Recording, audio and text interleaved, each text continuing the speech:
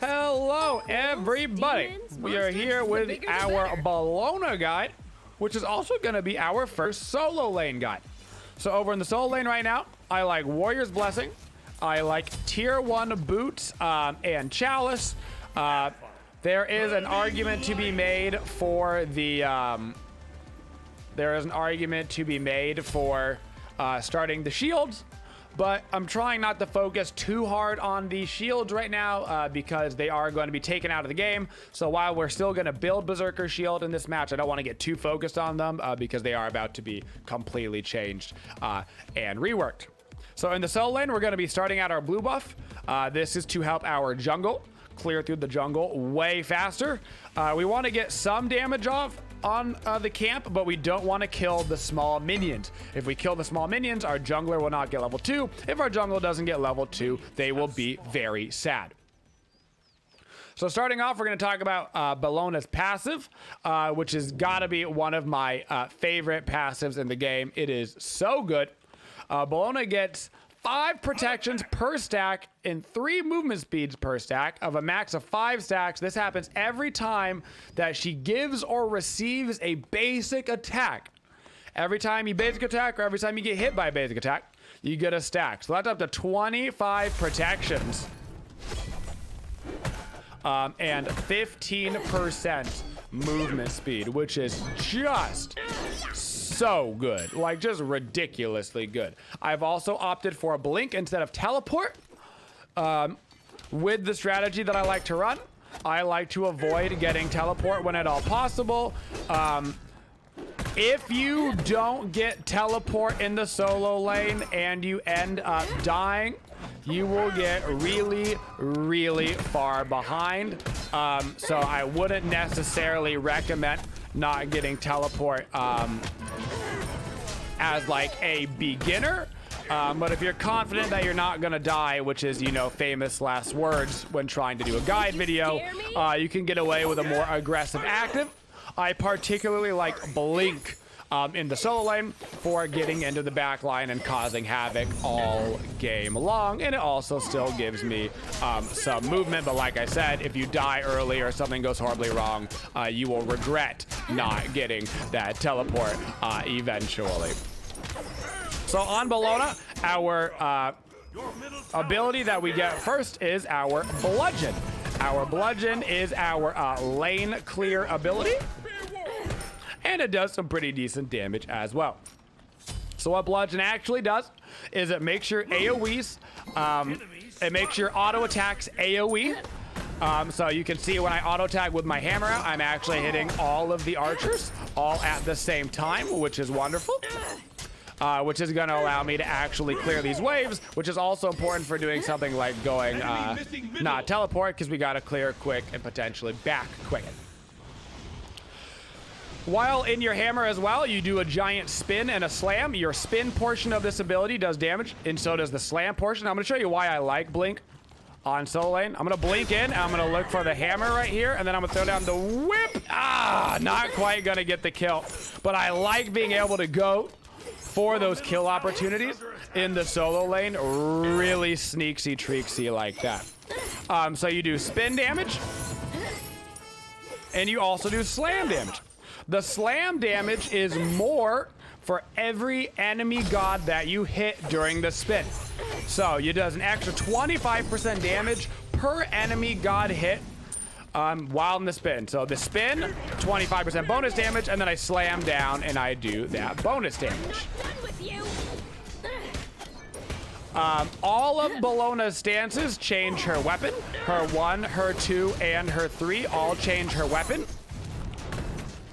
All of these stances, you keep the weapon out for 5 seconds. 5 seconds, it will reset if you have not auto-attacked something. As long as you've auto-attacked something, you will keep that weapon out. Whether it is the chalice, whether it is the totem. I actually might be in trouble here. I'm gonna whip him so he can't use his auto-attack. perfect. And I'm gonna waddle away, waddle, waddle, waddle. That ghoul was not having any of it. That's just by default how all of her forms work. We're gonna get ourselves a ninja tabi, as well as a couple of wards over here, and I'm gonna have to walk back to the lane. We're gonna be going a slightly more aggressive solo laner build this game. This is because there is a lot of changes coming to solo, particularly in regard to the efficacy of tanky items with the addition of so much more percentage physical pen. In my opinion, it means that hybrid builds are going to be very popular in solo. You're not going to see these extra super tanky builds. They're going to be bruisery, but leaning into damage is my current thought on how those builds are going to transfer. So we're going to try to build as if that were the case. So hammer is our main source of clear, and it is the ability that we are going to level to max first, trying to maximize all of that slam damage. The ability that we are going to get to max second is going to be our Scourge, commonly referred to as Whip. This ability is line damage. It comes out pretty much instantaneously. Targets hit by the whip will be disarmed and take damage. You get a slightly extended auto attack range. So people kind of forget about this with whip, but you get +4 on your auto attack range while your whip is out. And every time, every 3 autos that you land, 1, 2, 3, you will get a small heal. So that is once again a disarm when you use it, plus initial damage. Disarms in Smite mean that the enemy opponent cannot auto attack.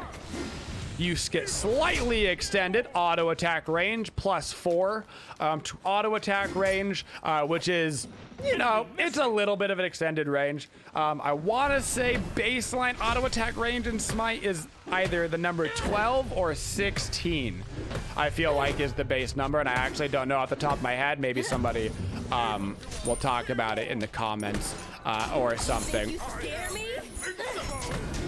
So that is the ability we're going to rank up second. The reason why we rank it up second is because it increases the disarm duration and the amount of healing done, not to mention the cooldown, but really what we're looking for here is the increase in the disarm duration. It becomes a 2.2 second disarm, which is really good. That is really good. Also, it seems that baseline auto attack range is in fact 12, so it becomes a 16 with that extended range. Our 1 is a ability that you're probably going to see become very, very good when combined with the new Height of the Nemean line in the next patch, and that is going to be Shield Bash. Shield Bash is an ability that you don't actually rank up until last. This is because the major benefit from the ability you get just by having 1 point in it. I'm trying to hold my ultimate right now to ulti over Osiris's ulti if he decides to go for it. Screw it, I'm gonna go for it. I'm committing. I might not make it out of this. It's gonna be close. I'm gonna run this way. I'm gonna try to die to creeps or a tower or something. Not gonna be able to do that. That's okay. That was a big rotation and we still got the kill. We are going to get our Berserker's Shield online right now. Like I said, Berserker Shield and Gladiator Shield are about to change a lot, so I wouldn't become too reliant on these items as they're getting totally reworked into tier 3 items with different passives starting July 14th. Back to talking about our Shield Bash. Our Shield Bash is a little bit of damage, and it's a little bit of slow. One thing people forget about the Shield Bash is that it has a reflect on it. This reflect works with the block stacks. So for every god that you hit with Bash, you get 1 block stack up to a maximum of 3 block stacks. Block stacks in Smite mean that it completely stops an auto attack from hitting you. So it's particularly good against hunters, particularly good against hunters that build crit. So you get 1 stack by default just by hitting an enemy god with it. And then every 3 successful basic attacks, you generate another stack of block. You generate another stack of block every three autos. Have to be successful autos. You can't just like auto attack the air. And you can actually, so you can have those 3 going. And then you can use your shield bash again, and you can refresh them all. So if you hit 3 gods right with the shield bash immediately, you'll have right into 3 stacks. If you shield bash into nothing, you won't have any block stacks at the start. So it starts off with how many gods you hit with that shield bash. Bellona is considered a very, very good counter god to hunters because she has the block stacks built into her kit, because she has a disarm, because she gains bonus protections. She is just a natural fit in order to fight against hunters. She's also pretty good against warriors because block stacks are nice, but particularly against hunters and auto attack mages. Just like hunters, a Kronos, his auto attacks will be blocked. His abilities won't be blocked or anything by block stacks or the disarm, but you will stop him on Oleron, Kronos, all that good stuff. Auto attack assassins work great. Bellona's great against Kali, Bellona, Mercury, anybody that is super reliant on using auto attacks, which means basically all hunters, but also some mages, some warriors, some assassins, pretty much no guardians. On Bellona, our ultimate is Eagle's Rally. Eagle's Rally is a movement ability. Really one of Bellona's only movement abilities. Her one technically is a movement ability, but it's so small I wouldn't even really count it. It can jump you over walls, and when you land down on your target, it is going to be a burst of damage. It is going to be a 1-second stun. Now, depending on how far you have this ranked up, it is going to place down a flag for a certain duration. The more points you have in your ultimate, the longer it places down that flag. What happens inside of that flag? Inside of that flag, you are going to give yourself and allies. Yourself and allies are going to get bonus power as well as bonus protections. And this is going to be inside the area where you place down your flag. It leaves a radius. As long as it's inside that radius, you will get those protections and power, and so will your teammates. Wow, there's a lot of people coming over to dive this. This is where this build is going to get very interesting. We are going to get a Frostbound Hammer for the slowing on the auto attacks. And I'm also going to get a Shogun's Kusari because they've got a lot of magic damage on this team. I've got Berserker Shield, which gives a little bit of physical defense, the Frostbound, which is going to allow my autos to slow. And then I'm going to get the Shogun's Kusari, which is going to give me magical defenses, but also some attack speed to keep the procs up. The reason why we like attack speed on Bellona so much is really threefold. Step 1, her passive. Obviously, the faster you get this going, the faster you get bonus protections and bonus movement speed. And that's off of successful autos. Step 2, on year 1, it's providing you with a faster reoccurring block chance. Because of being able to auto attack faster, that means you're getting the block chance up faster. Or for 3, on your whip, your heal on your whip procs every 3 autos, which means if you can attack faster, you will heal faster. So it's kind of an all-encompassing Bellona action when you get that attack speed going. You have to be careful when laning against somebody like Osiris on Bellona. You can see I very specifically did not use my hammer while the tether was on me. That tether is going to slow me, that tether is going to stun me after its duration ends, and I don't want to get interrupted out of my bludgeon. Sun, day, Lagun, it's a Hebo again. There's the Hebo ultimate down. They are big fans of your boy right now. So our standard combination on Bellona is a little bit more thought out. Bellona can kind of feel like an Arthur-like character where you just roll your head on the keyboard, but that's not true. She actually does require a little bit more thought. So step one, you use your one and your ultimate as a gap closer. I'm probably dead here to this Hebo.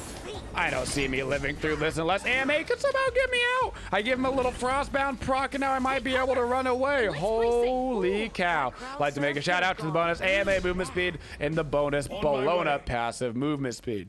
Thanks, that's very kind of you.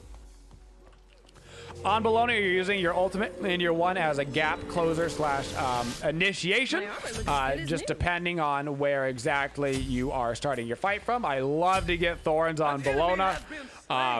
Basically, my goal with Bellona is I don't want you to be able to auto attack me, and when you do, I want it to suck. That's my general idea with Bellona. So I build the extra attack speed so that I can have the extra block stacks, the extra healing. I build Thorns. In the next patch, you're going to want to make sure that you build your Height of the Nemean line. Height of the Nemean line in the next patch is going to give 2 potential block stacks, which means that you can have the 2 potential block stacks from Height of the Nemean line, plus the 3 potential from your 1 reoccurring, which means that with the Height of the Nemean line, you'll easily be able to get off 5+ block stacks in a team fight, which is such a big deal. I'm not using my hammer because I know I'm going to get stunned. I'm going to wait until after that is all said and done to use my hammer. Osiris ultimate is down. That's okay. I don't want to use my Thorns right now because I don't actually think this fight is going to continue necessarily long enough for that to happen. I probably should have bought some wards on my last back, actually, in order to give myself some more vision on kind of when this Kuzenbo and gang are gonna come for your boy. We're making friends. Switching over to my whip stance so I can just kind of auto attack him and heal up while I'm sitting here not doing anything. I'm gonna switch to my one to slow him. Go ahead and use this big slam. I'm gonna go try to chase down this Osiris now because I know that he doesn't have his ultimate up. Unfortunately, there's Argus just beating cheeks. I'm gonna try to kill Argus, get him off the board, try to avoid some hair abilities. My blink is coming up. Blink, try to get in the auto attack range. I'm gonna wait now for this Aegis to whip him and get the kill. So like I said, before we got so rudely interrupted while we were trying to explain, 1 and 4 are gap closers to get in range of your auto attacks. Then once you get in range of your auto attacks, if you're slightly out of range, you flip over to your whip because your whip will give you that +4 auto attack range to get you in range of your Frostbound Hammer. Once you get the auto attack on them with the Frostbound Hammer, that's it for them. They're dunsies unless they can jump over a wall or something. There is no escaping. Your Bludgeon is just used for general damage. And like we mentioned earlier with the kit, if you can get yourself in range of more targets, if you can get yourself around more people with the spin, you'll continually build up 25% more damage on that ability, and it can really become a big slam. In the laning phase, of course, you're just using that Bludgeon for the clear on the wave, trying to out-clear your opponent. Bellona has one of the better early game lane clears. The only exception to this is somebody that can consistently interrupt her out of her Bludgeon. I'm gonna ulti right into this backline, throw down the whip and the damage onto Scotty. Now I'm gonna try to get a Hebo slam down right there with my Bludgeon. You see, we were doing the Gold Fury, and then I turned that fight immediately, and I'm gonna call for us to go to Fire Giant. I should be walking over there myself. I'm gonna be honest with you, I started doing this because I wanted the purple buff for the extra attack speed, but we should go right to the Fire Giant right now. As Bellona, your job is twofold. 80% of the time, your job is going to be to initiate and to be an annoying frontline character. That's what it's going to be 80% of the time. Just run down, specifically trying to run down their auto attack based characters, their Chronoses, their Heims, their Hachimans, whatever. Putting a Kali into combat so she can't blink on your back line. That's what you're looking for, right? You want to go for the auto attackers. That's what you thrive against. If you can't go on an auto attacker, that's okay. Generically, going on their squishies is what your job is as the solo lane. Well done. Now, not necessarily every game are you going to be able to just be a big fat bruiser frontline, kind of turn off your brain. Sometimes you have to be more peel oriented. Bellona does have the opportunity to peel if you need to. This game we have a Ganesh and an AMA. We've got so much potential peel for my team, so all I want to worry about is getting up in Scotty's business, getting up in Hera's business.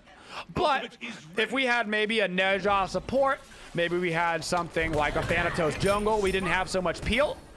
Because Bellona has a slow in the block stacks and the disarm and the stun, you can get in front of your backline and like stand in front of your Hachi man and just like peel for him.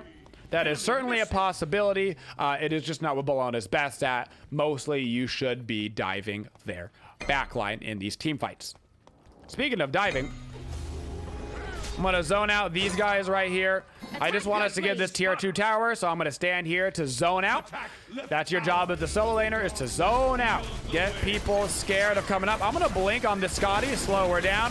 I'm going to go ahead and ulti right on top of 3, waiting for Hebo to throw down my whip as soon as he is out of that form. Popping my thorns. I might die here. I'm going to walk to the side, try to get out of that tower range, standing back in the raw heal. Coming back around the back again. I'm going to go for this Hera, slowing her around the back. I've been polyed, but she has the frostbound on her, throwing down my whip to get a little bit of extra auto attack range. I might be dead here. I've got to watch out for the Kuzenbo 3. I'm about to get a little bit of action on your boy. Looking back for the Kuzenbo since he is extremely low, whipping the Osiris so he can't auto attack me or my friends. Continually hitting him with that frostbound hammer, and now we can move. Actually, no, let's get out of here. Let's go attack middle lane. I thought about going for the Titan, but they have too low on the respawn timers. Guys, middle tower. Middle tower. Yep. That awkward moment brought to you by accidentally auto-attacking a Phoenix when the tier 2 tower is still up, and that is okay. We've got raw heal up. I'm going to go directly for Scotty. I'm ulting right in, looking for Scotty. He is slowed already. He is slowed again. That was a good beat. I am tanking this Phoenix. I'm going to reset it back to my, hopefully Ganesh was tanking it. He is not, unfortunately. Now they're getting a lot of respawns. We do have the raw heal up again. We got to put down Argus first because we got to get out of here. Unfortunately, we didn't quite land the raw ulti on the Scotty, which is okay. It happened. She beat. It was a good beat. We just got to slowly back it up before we lose everybody off of this. I'm going to throw down the whip so that he can't get auto-attacked. I can't do anything to help out the team at this point. So what I'm going to do is I'm going to steal this red buff to make sure that they don't get it. There's no Gold Fury up. There's no Fire Giant up. They're just going to shove down mid. That's fine. They're not going to be able to get a Phoenix off this. I'm going to do the Oracles to make sure that we have vision on the Gold Fury in case they decide to come this way after they push a tower or two. And I'm also going to try and get myself our buffs so that they can't come and invade our buffs as soon as they grab this. I'm going to stick around. I'm the solo laner. This is kind of my job to stick around and look for some action and make sure they don't get too much farm off of this. Too much stolen farm. Looked like they're only going to get a tier 1 tower. I'm going to see if anybody got greedy, went for our blue buff. No, they did not. Perfect. Now we go and we go get set up for the Gold Fury. So next up on my item list, I'm going to be going a Pridvin. You can kind of see the theme to this build, which is annoying auto attacks and annoying slows. That theme of the build is going to stay with us throughout this entire thing. So Pridvin is going to mean after we ulti in, we ulti in with Bellona, boom, we get ourselves a little bitty shield, and if they break the shield or if the shield breaks on its own, it is going to slow everybody around me. So that way, if I can't quite get in range of my Frostbound Hammer, I might be able to get in range of my Pridvin slow, which will then let me get in range of my Frostbound Hammer. Of course, always having the 1 and the 3 to help me get in range of that stuff as well. But because we want to use that ulti for initiation, particularly under like Phoenixes, with Bellona ulti, reminder that everybody in that, you see that big circle? That big circle is the buff radius, and it lasts now for 10 seconds since I am level 20. We want to shove up with the Oni creeps immediately. That means that I want to ulti right in the Phoenix range so that my team has that bonus power and those bonus protections for trying to take the Phoenix. You want to make sure your team has all those bonus protections for trying to take the Phoenix, for trying to live through that. I'm going to try to run over to right lane. Let's see if we can't go gank this. I'm going to blink slow Hebo right now. I'm going to get the double proc on my... I'm trying to get to the back line. I'm going to whip this Scotty and then attack the puppy. I disarmed that Scotty in the back line. You can see an example of Bellona peeling. My Ra was in trouble. One more auto attack would have killed him, so I walk back. I throw down the whip. That way he can't quite be finished. Throwing down a little ultimate over this Hera too in the back line. Throwing down my Thorns. I'm continually keeping this slow on Scotty right now. I'm not going to be able to finish him, but that's actually okay, because I should be able to dash back safely into this right side Phoenix while finishing off Argus. Throwing down a whip on Osiris, so Osiris can't go ahead and ulti my Ra in the back line. It is officially now run out. Throwing down the slow, looking for the Osiris. He is causing some problems. Avoiding this Hera. Heading back in. Throwing down the whip once again onto Scotty so she can't auto attack. I need to be careful for this Hebo. As long as we get a Ra heal down, I should be able to start tanking this. No problemo. Ultimate is up in 10 seconds. I'm going to reset that as we get the creeps in. Now it should reset to the creeps. Once again, throwing down my whip onto Scotty. She has to be the priority target for my whip. Attack. I want to dive Scotty, ulting right in on top of him for the stun, waiting for my whip to come up, whipping, don't even need the extra damage, and now we should be able to go ahead and finish off the Titan while healing up with our whip. That, guys, is how you are looking to play Bellona solo. You get so naturally tanky from your passive, from the disarm, from the block stacks. Of course, you also get those bonus protections on your ulti. You have so many built-in protections. So what I like to do is give myself a little extra attack speed to really maximize the 1 and the 3. Don't forget to use your ultimate, of course, as a team-wide buff. I didn't use it on an objective that game, but you can use it on a Fire Giant to give yourself the buff around Fire Giant. You can use it around Phoenixes like I was using it to give your team the buffs around the Phoenix as well. All good uses of her ultimate. Making sure to utilize things like Frostbound Hammer that are really good with her passive, and of course Berserker Shield while you got it, but it does go away on the 14th, so you won't have that exact build, but the idea of the build will still be very solid.